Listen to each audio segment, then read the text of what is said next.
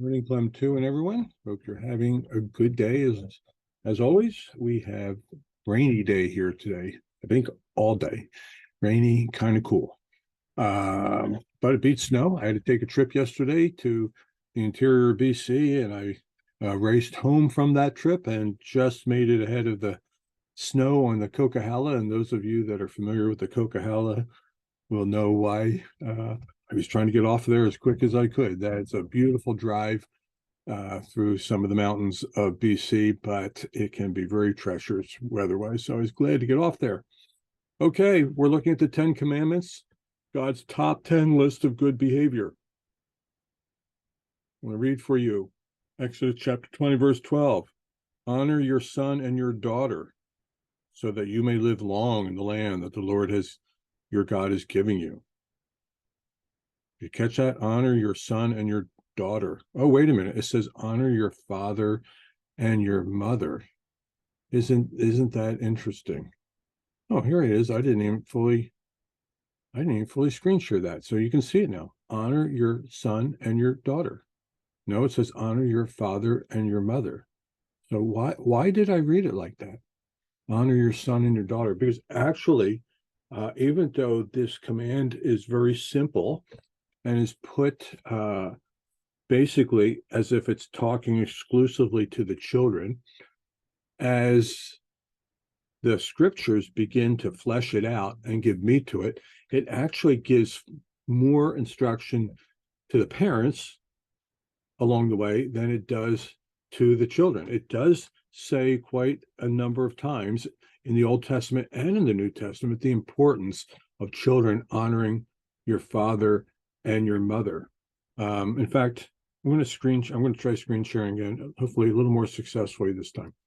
I don't know how much you're going to be able to see this one, but there's all kinds of verses.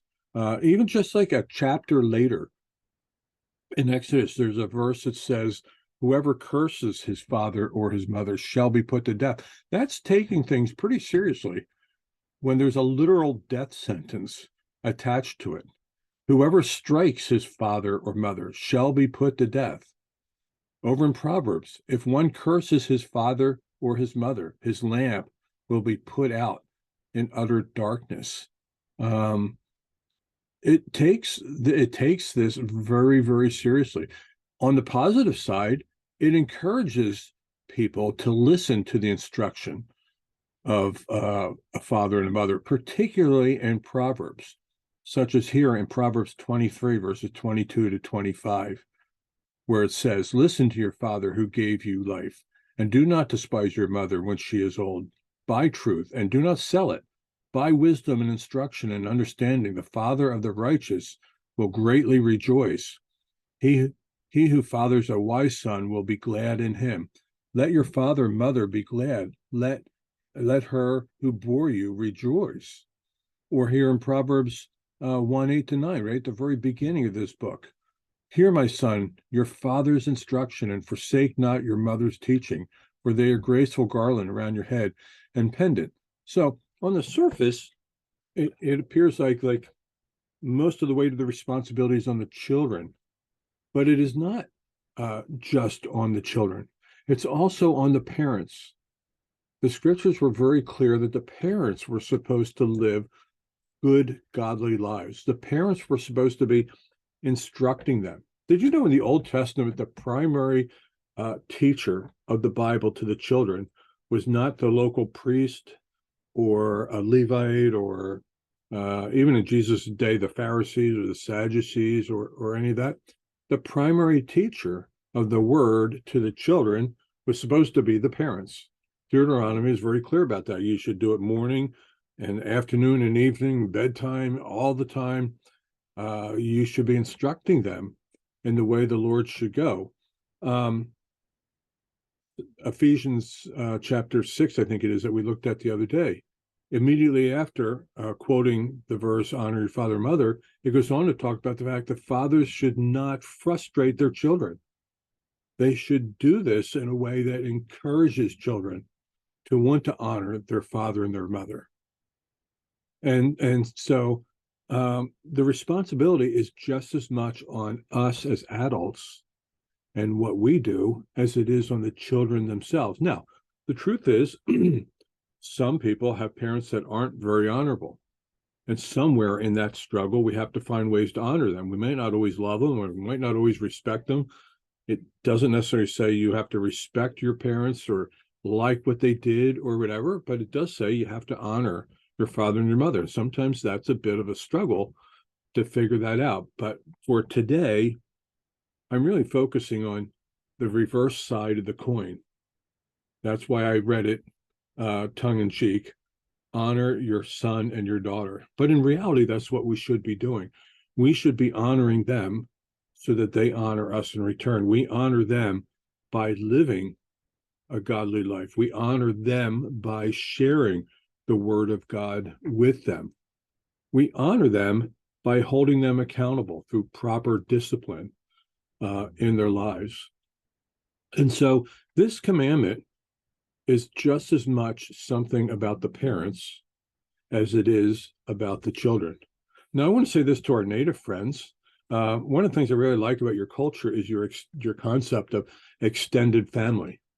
And so that raising up children, while the primary responsibility is with the parents, mom and dad, you also see aunties and uncles and grandparents and others as having important roles. And in some Native communities, the auntie holds a very special role in children's lives. So when I'm talking about this, I'm not just talking just to fathers and mothers. I'm talking to all of you that play a role in the raising of children. All of us should be living a life, a godly life, by God's grace, living a godly life that children will look up to and aspire to. All of us should be looking to have positive biblical input into kids' lives.